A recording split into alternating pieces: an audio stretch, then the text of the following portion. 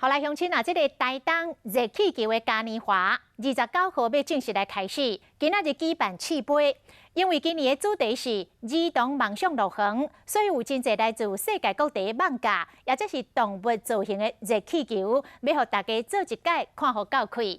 大家上届期待的光雕音乐会，今年增加到9场，其中1场会选到绿岛来举办。 一粒啊一粒的热气球为台东的落叶高台慢慢啊升空，飞过纠缠，伫蓝天白云下，七彩缤纷的热气球看起来更加水。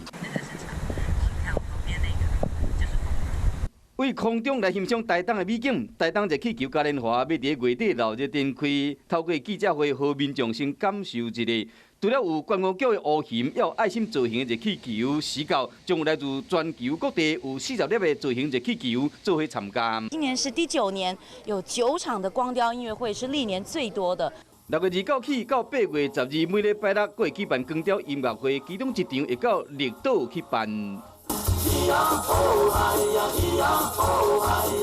热气球升空前，布隆族的囡仔伫草坡顶伫跳舞，也有大型的气球翁仔，嘛烧正咧唱镜头拍招呼。今年热气球嘉年华以儿童梦想乐园为主题，嘛增加漫画甲动物造型的热气球的比例，和大人囡仔会使享受充满囡仔味的嘉年华。